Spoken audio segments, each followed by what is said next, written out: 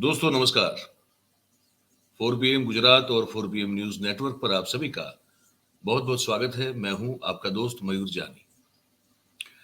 दोस्तों आज जो हम ये कार्यक्रम करने जा रहे हैं, जो इस वीडियो में जो बातचीत करने जा रहे हैं, वो वैसे इस तरह की बात करने का मन होता नहीं है इस देश के नागरिक के होने के नाते।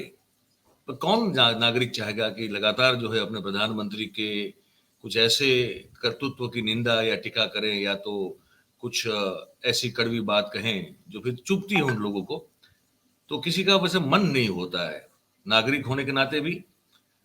लेकिन हाँ, पत्रकार होने के नाते ये हमारा फर्ज बन जाता है कि अगर हमारे प्रधानमंत्री कुछ अनाप शनाप कुछ बोल देते हैं जिसका कोई बेस नहीं रहता, और वो हमेशा नहीं रहता, ये देखा जाता है कि कुछ ना कुछ जो है उनकी बातों में झूठ आ ही जाता है, और झूठ जो होता है वो थोड़ा नहीं लेकिन बहुत ज्यादा बड़ा होता है।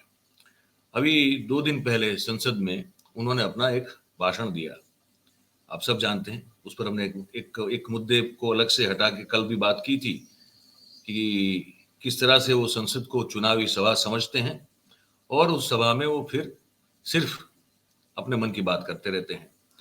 उस मन की बात में झूठ बहुत सारे होते हैं।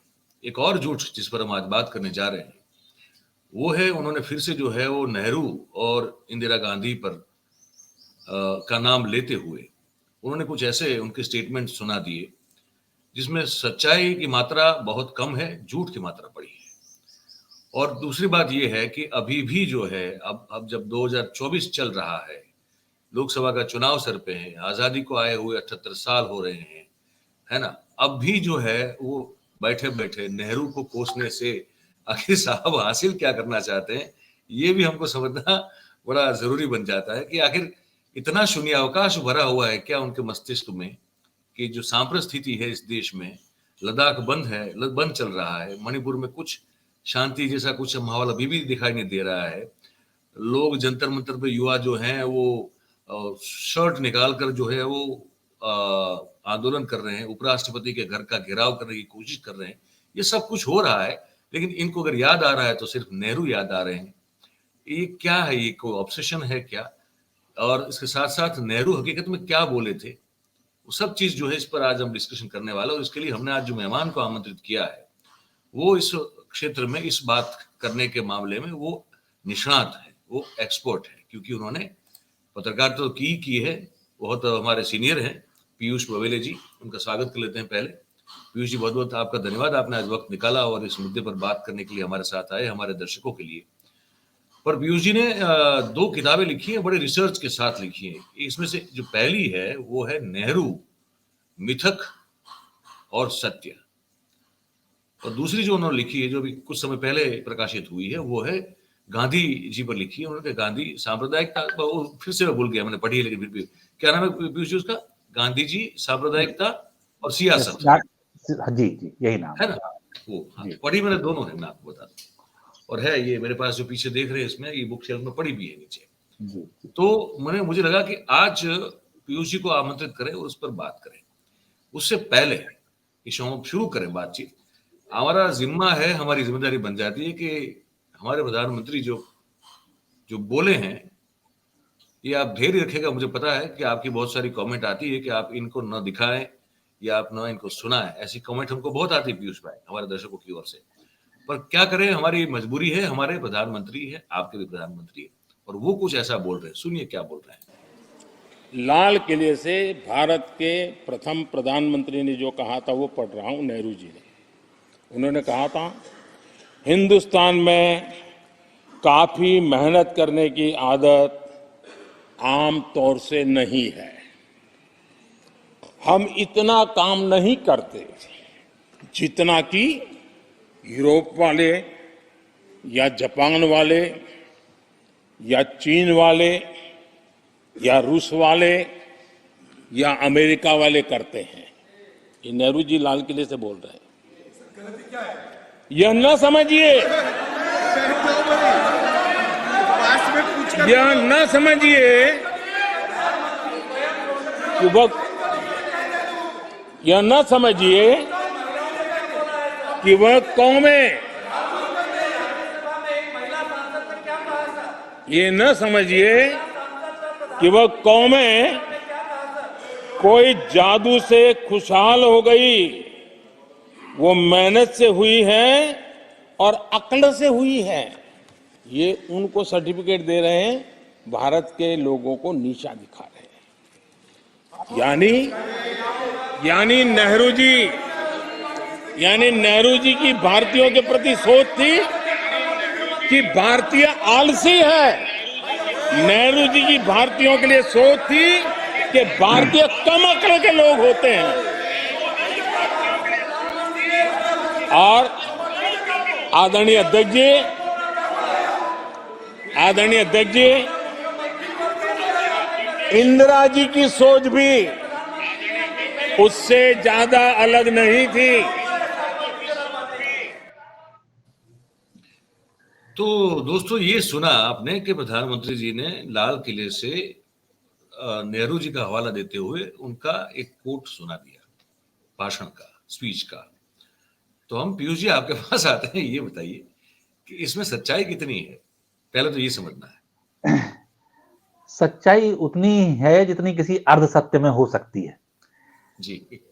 तो नेहरू, मैंने एक ये मैं लिए बैठा हूं ये किताब ली है साथ में, ये लाल किले से जो प्रधानमंत्रियों ने भाषण दिए हैं जी, उसका संकलन है, भारत सरकार की ओर से आधिकारिक किताब लेके बैठा हूं। ठीक से एक बार ठीक से दिखा दीजिए फ्रेम में। जी जी।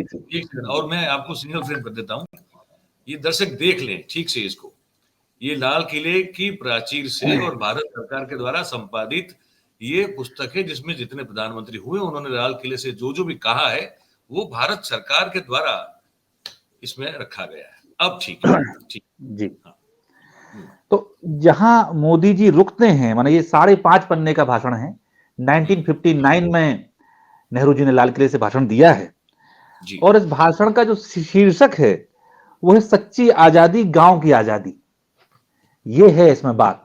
और जहां से मोदी जी ने छोड़ा है वहां से आगे नेहरू क्या कहते हैं तो हम भी बेहतर और अक्ल से बढ़ सकते हैं, कोई और चारा नहीं है, कोई जादू से हम नहीं बढ़ सकते, क्योंकि दुनिया इंसान के काम से चलती है, इंसान की मेहनत से सारी दुनिया की दौलत पैदा होती है। वो अपने देश का, अपने नागरिकों का आह्वान कर रहे हैं, उनको ललकार रहे हैं। सन 47 से 59 तक 14 साल राज करने के बाद एक चाचा की हैसियत से, एक पिता की हैसियत से कि मेरे नौजवानों तुम्हें आगे बढ़ के काम करना है। लेकिन मोदी जी ने उनके शुरू के संबोधन के 4 शब्द उसमें से उठा लिए, कम से कम 40 मिनट के भाषण में से, और ये आगे की बातें पूरी काट दी। इससे क्या साबित होता है कि उनकी बदनीयती है। क्या आलसी और कम अक्ल कह रहे हैं हम देश की नहीं, जनता? आलसी भी नहीं कहा, कम अक्ल भी नहीं कहा, बल्कि इस भाषण के अंत का अगर हिस्सा मैं पढ़ूं तो वो शायद नेहरू जी के लिए वो कह गए थे, नेहरू जी के लिए नहीं, मोदी जी के लिए नेहरू जी कह गए थे, मुझे ऐसा लगता है। तो किस ढंग से हम इन बातों को करते हैं, शान से, सिर ऊंचा करके या सिर झुकाकर, या बुरे रास्तों पर चलकर, यह बात याद रखने की है। क्योंकि जो अव्वल, दूसरा और तीसरा जो भी सबक गांधी ने हमें सिखाया वह सिर ऊंचा रखने का है। वह यह है कि कभी गलत बात न करें, कभी झूठे रास्ते पर न चलें, कभी खुदगर्जी में पड़कर मुल्क का नुकसान न करें। यह उनका बुनियादी सबक था, बड़ों के लिए, बच्चों के लिए। और जिस वक्त हम उसको भूलते हैं उस वक्त हम गिरते हैं। तो मैं मोदी जी से जानना चाह रहा हूं कि इसी भाषण में वो जो गिरने के लिए आगाह कर गए थे, कहीं वो प्रवृत्ति आप तक तो नहीं पहुंच गई चलते चलते? आज 12 बरस गुजरे हैं और 13वें बरस में हम और आप कदम रखते हैं। आप सिर ऊंचा करके कदम उठाइए, पैर मिला के आगे चलिए, हाथ मिला के आगे चलिए, और यह इरादा करके कि हमारी जहां मंजिल है हम वहां वक्त पे पहुंचेंगे। ये कह रहे हैं नेहरू इसमें।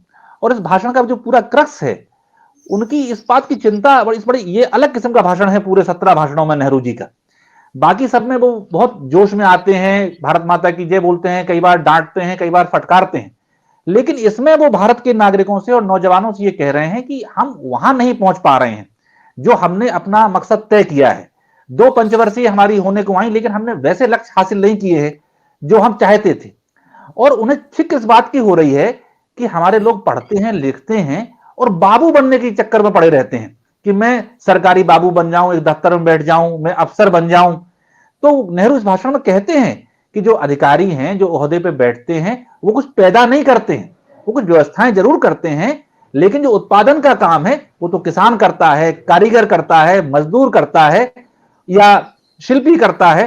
तो जो प्रोडक्शन पूरा भारत का मैन्युफैक्चरिंग सेक्टर है, आज की भाषा में हम कहें, या भारत का आम आदमी है, उसको वो ललकार रहे हैं कि तुम्हें अपनी मेहनत करनी है, और नौजवानों से कह रहे हैं कि पढ़ लिख के तुम्हें ये मेहनत में आगे जाना है, ये बाबूगिरी की बातों में मत पड़ो, हिंदुस्तान का निर्माण करो। ये बात नेहरू वहां से बार बार कह रहे हैं, जो प्रधानमंत्री को समझ में तो आ गई होगी, लेकिन अब क्या कमी निकालें, तो उसमें से वो जानबूझ के ऐसी बात निकाल रहे हैं जो उन्होंने कही ही नहीं। जी मयूर भाई। पीयूष जी, जी मैं तो मतलब बोले हम लोग पत्रकारिता कर रहे हैं, मुझे मुझे 26 डेढ़ ढाई दशक मुझे हो गया, आप मुझसे भी वरिष्ठ हैं। हम जी लोग ये तो मैं नहीं समझ पा रहा हूँ, अगर आप समझ पा रहे हैं तो बताएं कृपया जी। कि नेहरू का इतना ऑब्सेशन क्यों है भाई? मतलब तोड़ ये मरोड़ ये ये के रखनी है। बिल्कुल एक वाजिब सवाल आपने किया है। एक जी आर्टिकल मैंने लिखा था कि भाई the RSS and BJP hate to love Nehru, love to hate Nehru. जी ये किताब मेरे सामने दूसरी नेहरू मिथक और सत्य भी रखी। आप सिलसिलेवार देखें, आरएसएस और ये जो सावरकर की विचारधारा है, जिसे वो हिंदू धर्म नहीं हिंदुत्व कहते हैं, उस पर जो आमने सामने का मुकाबला आंख में आंख डाल के अगर किसी व्यक्ति ने सबसे जोरदार तरीके से किया है, महात्मा गांधी की बराबरी से किया है, तो वो पंडित जवाहरलाल नेहरू हैं। मैंने ये इसमें पूरे चैप्टर हैं 5-6 ये नेहरू जी वाली किताब में, और उसमें ये आता है कि जिस दिन गांधी जी की हत्या हो रही है उसके एक दिन पहले अटारी बॉर्डर पर नेहरू जी खड़े हैं और वहां ललकार रहे हैं कि जो भी तिरंगे का अपमान करता है उससे निपटा जाएगा। और कौन कौन जिनका नाम वो ले रहे हैं, उसमें मुस्लिम लीग का भी लेते हैं, अन्य का लिखते हैं, और आरएसएस का नाम भी लेते हैं। नेहरू बहुत क्लियरली, इन सबके डेट्स मिल जाएंगे, मैं मौखिक बोल रहा हूं, सब कागज सहित में प्रमाणित आपको दे सकता हूं, मुख्यमंत्रियों को पत्र लिख के कह रहे हैं कि आरएसएस की विचारधारा एक ऐसी विचारधारा है जिस तरह की विचारधारा यूरोप में कभी हिटलर की हुई थी। जी ये करते क्या है कि समाज में एक मिडिल क्लास भी होता है, बड़ा लंबा तबका होता है, लेकिन उसमें हर आदमी सफल नहीं हो पाता है। तो जो मीडियोकर दिमाग का आदमी होता है उसको ये कैप्चर करते हैं। इनकी विचारधारा बहुत सिंपल है, उसमें सोचना नहीं होता और वो नेगेटिव होती है, और उसमें सिर्फ घृणा करनी होती है। ये लोगों को बड़े उसमें अपने कब्जे में ले लेती है और लोगों को आकर्षित करती है। दुर्भाग्य से भारत में भी आरएसएस की विचारधारा की ओर आकर्षित हो रहे हैं, नेहरू जी उस समय कह रहे हैं। अगर बड़ी संख्या हमारी जाती है तो देश को नुकसान होगा। मुझे भरोसा है कि ये लोग देश पर कब्जा नहीं कर पाएंगे, लेकिन अगर ये आगे बढ़ते हैं तो देश को नुकसान बहुत हो जाएगा, ये देश के लिए दिक्कत होगी। ये नेहरू कहते हैं। सर्वपल्ली राधाकृष्णन जो बाद में चल के भारत के राष्ट्रपति बनते हैं, गांधी जी की हत्या से 10-15-20 दिन पहले की बात है, रीवा में आरएसएस के एक कार्यक्रम में जाते हैं। नेहरू जी को इसकी सूचना मिलती है, वो बड़े कड़े शब्दों में उनसे कहते हैं कि आपको ऐसे संगठनों के पास जाने की कोई जरूरत नहीं है। ये सब नेहरू कर रहे हैं। और आप इसमें देखेंगे तो श्यामा प्रसाद मुखर्जी तो नेहरू जी की कैबिनेट में थे, और जब गांधी जी की हत्या हो जाती है और हिंदू महासभा पे बड़े पैमाने पर आरोप लगते हैं, तो नेहरू पत्र लिख के मुखर्जी से ये कहते हैं कि ये समय आ गया है जब आप अपनी स्थिति क्लियर कर दें और हिंदू महासभा से खुद को अलग कर लें। उसके बाद मुखर्जी हिंदू महासभा से इस्तीफा देते हैं, उससे बाहर आते हैं, फिर जनसंघ बनता है और फिर भाजपा बनती है। तो ये नेहरू की शक्ति थी जिससे वो पार्टी से उन्हें बाहर आना पड़ता है। नेहरू ने कभी टॉलरेट नहीं किया। 1952 के चुनाव में खड़े होकर नेहरू रैली को संबोधित कर रहे हैं, और वहां ये कहते हैं कि कुछ लोग ये कहते हैं कि सेकुलर का मतलब नास्तिक होना है। मैं पूछना चाहता हूं कि किस डिक्शनरी में सेकुलर का मतलब नास्तिक होता है। और श्यामा प्रसाद मुखर्जी को ललकारते हुए वो कहते हैं कि सांप्रदायिक आदमी अपने मुंह से तो कहता नहीं है कि मैं सांप्रदायिक हूं, छत पे खड़े होकर तो ऐलान नहीं करता हूं कि मैं सांप्रदायिक हूं, उसको तो उसकी हरकतों से पहचाना जाता है। और एक और बात, में सिर्फ बहुत सारी बातें जो उन्होंने अलग अलग समय पे इनके बारे में कही, उसमें से एक बात उन्होंने और कही कि आरएसएस के बारे में हम इतना ही कह सकते हैं कि अगर आरएसएस का आदमी ये कह रहा है कि हम पूरब दिशा में जा रहे हैं, तो इसका इतना ही अर्थ है कि उसे पूरब के अलावा बाकी 3 दिशाओं में ढूंढना चाहिए। तो ये इस तरह से उन्होंने पूरा बात की इनकी विचारधारा पे। और इनकी तो जैसे उन्होंने एक मुसलमानों का पाकिस्तान बना लिया था, ऐसे ये सबको, सिखों को, ईसाइयों को, जैनों को, सबको छोड़ के सिर्फ हिंदुओं का एक मुल्क चाहते थे, और वैसे ही बर्बाद करना चाहते थे जैसे पाकिस्तान हुआ। तो इनके उस खराब सपने को, इनके खराब मंसूबों को नेहरू ने अपने आयरन हैंड से पूरा नहीं होने दिया, इसलिए ये सब उनसे चिढ़ते हैं और झूठी बातें उनके बारे में फैलाते हैं। चलिए, ये पक्ष तो बिल्कुल स्पष्ट हो गया, ये समझ रहे हैं। चलिए ठीक है कि भाई भूतकाल में कुठाराघात हुआ है, या तो नेहरू की नीतियों या उनके व्यक्तित्व या उनकी एडमिनिस्ट्रेटिव पावर की ओर से और समझ से उनको सहन करना पड़ा, या तो वो उस तरह से प्रॉस्पर नहीं हो पाए। तो एक चीड़ है, एक गुस्सा है उनके प्रति, ये ठीक है। पर आज जबकि हम 2024 में है, फरवरी महीने में, है ना, आज भी जो है नेहरू के बारे में ये सब बोलना कितना सांप्रत, मतलब रिलेवेंस समझते हैं ना हम लोग। देखिए, हम अगर कोई खबर भी करते हैं, स्टोरी भी करते हैं, तो हमारे पास कितनी अच्छी स्टोरी क्यों ना हो, लेकिन अगर सांप्रत स्थिति में उसका रिलेवेंस नहीं है, तो आपने और मैंने बहुत सारी ऐसी स्टोरियां हम उस समय नहीं कर पाए होंगे, क्योंकि हमको भी एस्टैब्लिश करना होता है कि इसका रिलेवेंस आज क्या है, जी भाई क्यों ये आज लिखेंगे या तो चलाएंगे।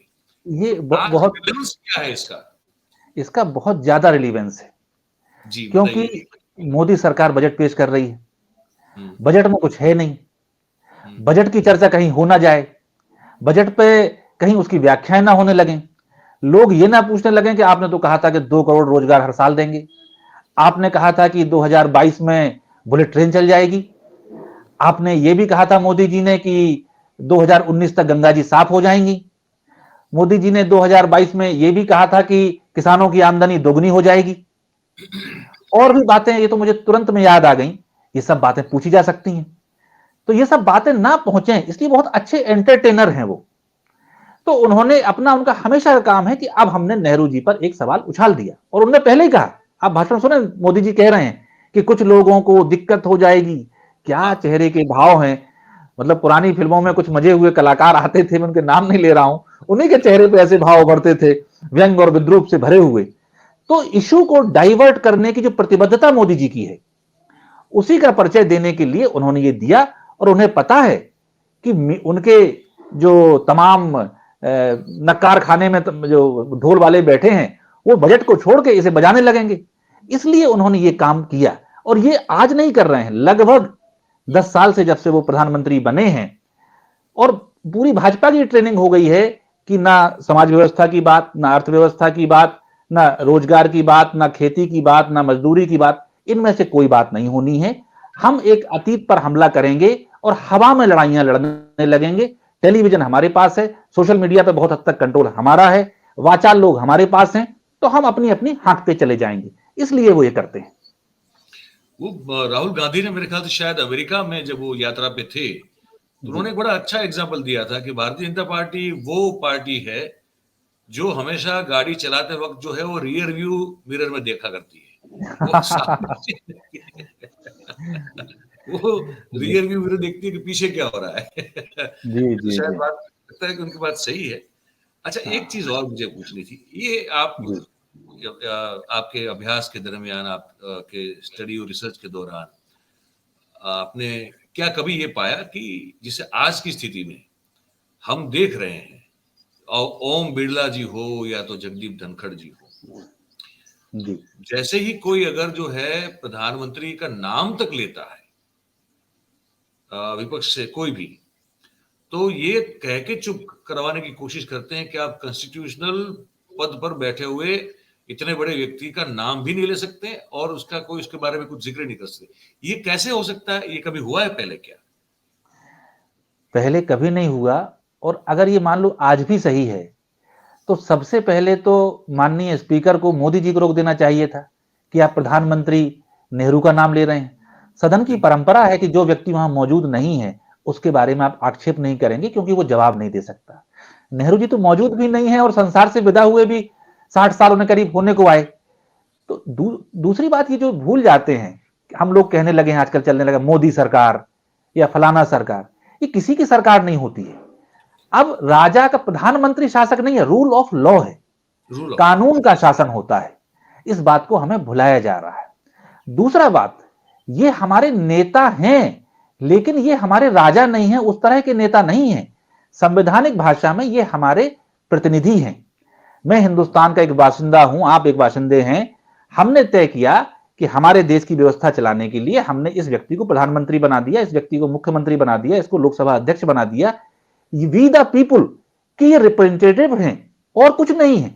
तो इनके मन में सीजर बनने का, हिटलर बनने का, या मैं कहूं रावण बनने का, जो एक तानाशाही प्रवृत्तियां हैं, जो इनकी एक गुलाम मानसिकता कहीं ना कहीं, और डेमोक्रेसी में इनका भरोसा नहीं है। मैं एक और बुनियादी सवाल नेहरू जी के माध्यम से कहूंगा कि नेहरू जी जब भारत की परिभाषा करते हैं, और आपने देखा भी होगा और उन्होंने कई जगह लिखा भी है, और डिस्कवरी ऑफ इंडिया का जो पहला जो भारत एक खोज सीरियल बना था उसके पहले एपिसोड में आप देखेंगे तो वो गांव में जाते हैं और लोगों से जब वो पहुंचते हैं तो लोग पंडित नेहरू जिंदाबाद, भारत माता की जय, महात्मा गांधी की जय। तो नेहरू जी पूछते हैं कि ये भारत माता कौन है, और लोग कहते हैं जमीन धरती माता हमारी माता है, ये पहाड़ हमारे हैं, नदियां हैं, खेत हैं। तो नेहरू जी कहते हैं ये सब तो हैं, लेकिन बताओ कि धरती माता कौन है। फिर नेहरू जी ही अंत में समझाते हैं कि अगर आप सब लोग ना हो तो धरती माता की जय लगाने वाला कौन है, ये धरती तो हमेशा से थी। तो आप जो भारत के 36 करोड़ लोग हो, आप ही भारत माता हो, हम सबसे मिलकर भारत माता बनती है। तो नेहरू जी के कंसेप्ट में, कांग्रेस के कंसेप्ट में, ये जीता जागता हिंदुस्तान है जिसमें आज हम 140 करोड़ लोग रह रहे हैं। जबकि अटल बिहारी वाजपेयी ने एक कविता भारत माता पे लिखी है, उसमें भारत के नागरिक कहीं नहीं है और वो राष्ट्र पुरुष है, ये सावरकर से आता है। तो इनका मतलब ये जो राहुल गांधी ने एक दिन कहा कि सिर्फ प्लॉट नहीं है, तो ये उसे एक सिर्फ एक संपत्ति के तौर पर देखते हैं, एक भौगोलिक क्षेत्र के तौर पर देखते हैं और उस पर कब्जा करने की नीयत सी रखते हैं, जैसे कुछ सिकंदर आया हो और दुनिया जीतने चला हो। हम सब लोग हैं, अगर भारत का 10% आदमी की आंख में आंसू हैं तो भारत माता की आंख में आंसू हैं। अगर लद्दाख में लोग भीड़ निकल रही है कि हमें राज्य का दर्जा दो, अगर ईवीएम के लिए लाखों लोग खड़े हुए हैं जंतर मंतर पर, और झारखंड में आदिवासी खड़े हैं कि हमारे नेता पे क्यों अत्याचार कर रहे हो, तो इन लाखों लोगों को अगर मीडिया दबा देता है, उन्हें नहीं दिखा देता है, तो वो भारत माता को ही तो दबा रहा है। ये बुनियादी फर्क हैं जिनसे ये दिक्कतें आ रही हैं। बहुत सी बात है। एक ये दिखाना चाहता हूं दर्शकों को, और फिर उस पर आपकी टिप्पणी चाहूंगा मैं। ये मोदी जी ने कहीं कहा था, एक समय था जब लोग, यार पता नहीं पिछले जन्म में क्या पाप किया था, हिंदुस्तान में पैदा हुए, ये कोई देश है, ये कोई सरकार है, ये कोई लोग है, चलो छोड़ो चले जाए कहीं और लोग निकल पड़ते थे। कुछ वर्षों में तो हम ये भी देखते थे, उद्योग जगत के लोग कहते भाई अब तो यहां व्यापार नहीं करना है जी, अब यहां नहीं रहना है। और ज्यादातर लोगों ने तो एक पैर बाहर रख ही दिया था। एक समय था। अब ये किस तरह से जो है देश का बहुमान या देश की जनता का बहुमान हुआ, ये अच्छा बहुत कॉन्ट्राडिक्टरी मामला। अभी उसके बाद एक और क्लिप देखी जो भी मेरे पास नहीं है, वो जो पेपर लीक मामले में जो कानून पास किया, उसमें कहते हैं कि पहले के जमाने में अगर कोई कॉपी करता हुआ पकड़ा जाता था तो वो 10 दिन तक तो क्लास में अपना मुंह छुपाता था। मतलब पहले का जमाना ठीक था कि शर्म हया नाम की कोई चीज हुआ करती थी। एक तो ये है, और दूसरी बार जो है पहले के जमाने को गालियां बकते रहते। अब ये जो है, ये अभी कहा जो उन्होंने कि लोग कहते थे कहां पैदा हो गए, इससे बड़ा अपमान क्या हो सकता है? अगर मेरी नजर में तो ये बहुत बड़ा, इससे बड़ा अपमान कोई हो नहीं सकता है। खुद अपने देश का हम ही खुद कर ले। ये मोदी जी का भी देख लीजिए, आप पार्लियामेंट के भाषण उठा लीजिए, अटल बिहारी वाजपेयी जी के भी उठा लीजिए, लाल कृष्ण आडवाणी जी के भी उठा लीजिए, मुरली मनोहर जोशी जी के भी उठा लीजिए, उसके पहले श्यामा प्रसाद मुखर्जी के उठा लीजिए, उससे पहले बलराज मधोक के उठा लीजिए। इन्होंने हमेशा जो जिन कसौटियों पे आज ये कह रहे हैं, कब इन्होंने निंदा नहीं की, कब इन्होंने आलोचना नहीं की, कब पर्सनलाइज आलोचना नहीं की। तो असल में फासिस्ट की कोई विचारधारा ही नहीं होती है, एक मौका परस्ती है, और उनका एक जॉम्बीज का एक गैंग है, गिरोह है। तो वो कहेंगे सूरज पूरब से निकला तो तालियां, और सूरज पश्चिम से निकला तो तालियां। मुझे तो याद है कि मोदी जी ने डॉक्टरों के बारे में भी बोला था कि वो मेडिकल सर्टिफिकेट ऐसे ही बना देते हैं, और विदेश में जाके भारत सरकार की बुराइयों करने का सिलसिला तो मोदी जी की विशेष देन है हिंदुस्तान को। तो ये तो सिर्फ इन्हें इस बात की ताकत है, मैं बार बार बहुत गंभीरता से कहना चाहता हूं कि ये हमें बात नहीं करने देते हैं। इन्होंने एक बात कही, उसी को टेलीविजन ने दिन भर चला दिया, वही अखबार में छप गई, पत्रकार इनसे सवाल करेगा नहीं, जो सवाल करते थे वो मीडिया से बाहर हो गए। जिन्हें जो बाहर से कोई ये प्रेस कॉन्फ्रेंस इन्हें करनी नहीं है, तो एक मोनोलॉग चल रहा है, टेलीविजन की फिल्म जैसी चल रही है, जिसमें दर्शक फिल्म को या तो पसंद कर सकता है या नापसंद कर सकता है। मैं दावे से कहता हूं कि बहुत से दर्शक इस फिल्म को नापसंद कर रहे हैं, और इसी की वजह है कि कभी इन्हें चंडीगढ़ जैसा काम करना पड़ता है कि एक बैठ के अधिकारी बैठता है और सारे फर्जी वोट बना देता है, या इन्हें ईवीएम का इस्तेमाल करना पड़ता है, या इन्हें ईडी का इस्तेमाल करना पड़ता है, या इन्हें इनकम टैक्स का इस्तेमाल करना पड़ता है। तो आज जो ये संवैधानिक पद पर बैठे हैं, ये जो स्थिति हिंदुस्तान की जनता की इच्छा नहीं है। अब तो उसे दबा के, उसके साथ छल करके, उसे खरीद के, दबा के उस जगह पर बैठे हैं, जो कि एक तानाशाही सरकार की आदत होती है। तो इनसे सवाल हो नहीं पा रहे हैं, लेकिन भारत का अपमान करने में इन लोगों से बढ़कर तो कोई भारतीय जनता पार्टी से रहा ही नहीं। और अगर आप गौर से देखें तो डॉक्टर अंबेडकर ने कहा है कि जो बात मोहम्मद अली जिन्ना मुसलमान का नाम लेके कहते थे, वही बात विनायक दामोदर सावरकर हिंदू का नाम लेके कहते थे, और ये दोनों आइडियोलॉजिकल एक दूसरे की मिरर इमेज हैं, और वो दोनों को ही बंटवारे का, बराबरी का जिम्मेदार बताते हैं। ये वो सोच है जो हिंदुस्तान की विरोधी है। अब इन्हें सत्ता मिल गई है तो ये जो कह रहे हैं वही सही होता जा रहा है। आखिर में एक सवाल है सिर्फ, आपको क्या लगता है जी कि ये सोच से, इस तरह की सोच से, क्योंकि हर चीज हथिया ली है, हर चीज पर कब्जा कर लिया है, हर एजेंसीज जो है उनके इशारों पर नाच रही है, और हम सब देख रहे हैं कि सत्ता का कैसा नंगा नाच जो है इस देश में अभी हो रहा है। ईवीएम को लेकर 4PM में 4PM पर हमने बहुत पहले से एक लड़ाई और मुहिम छेड़ कर रखी है। आज देश में भी जो है बहुत सारी एक मूवमेंट दिख रही है, अलग बात है वो।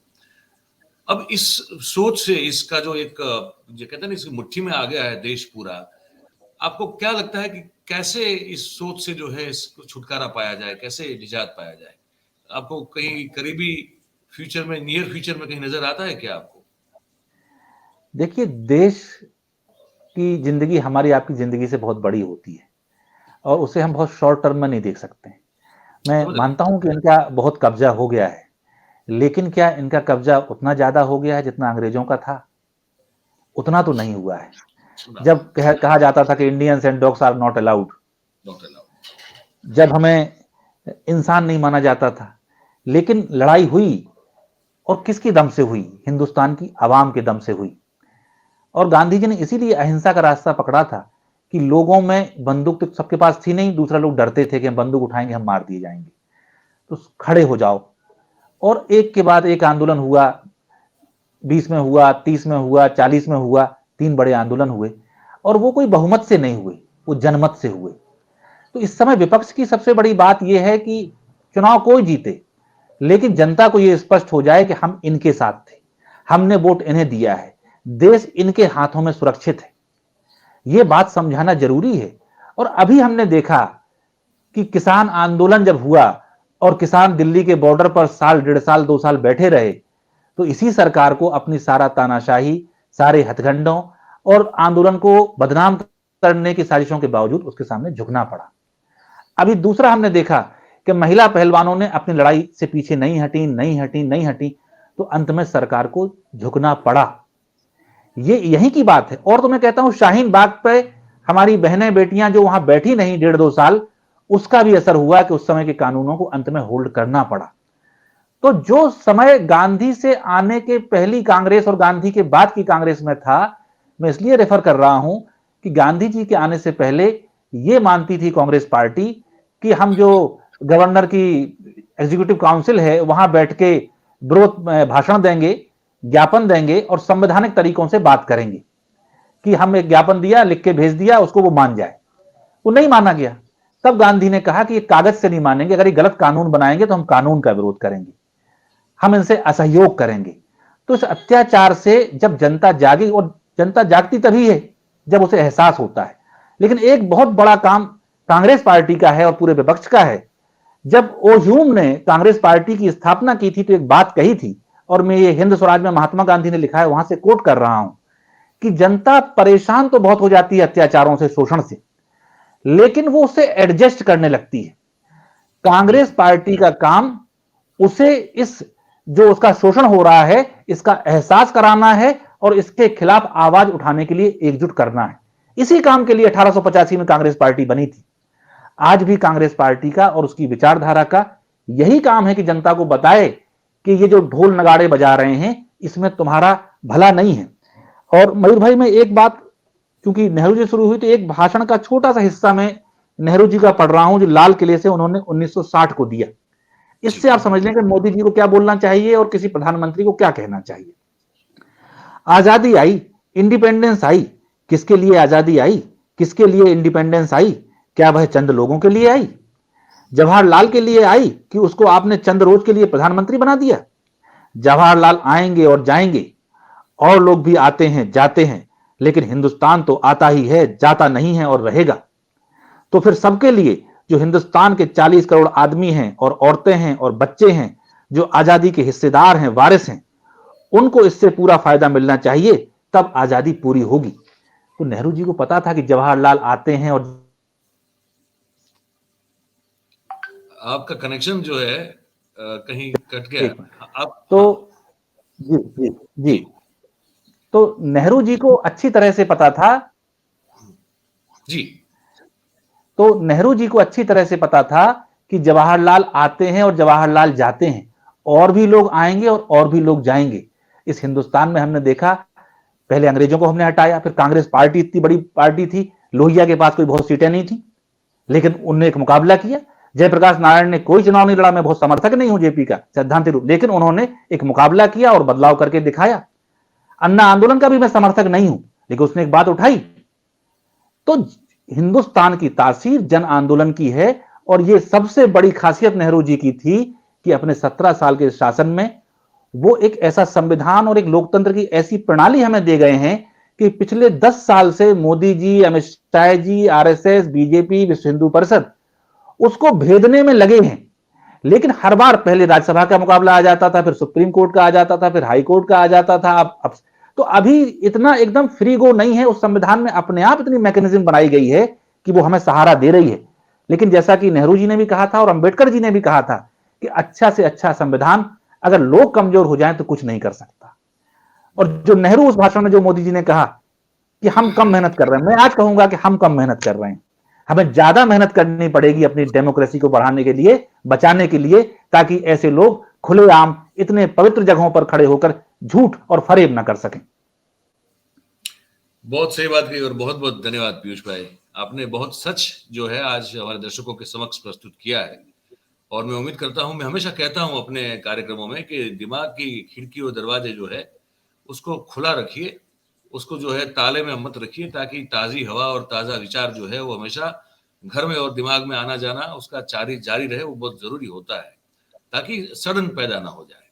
तो आज ये जो बात हुई, ये आपके मस्तिष्क पे या मन पे जो है उसको दस्तक आपको मिली होगी कि किस तरह से डिस्टोर्टेशन किया जाता है। और आपने वो पूरा कुछ दिन पहले का रिपोर्ट भी देखा होगा कि झूठ फैलाने में हम नंबर 1 है। ये आपको मैं ये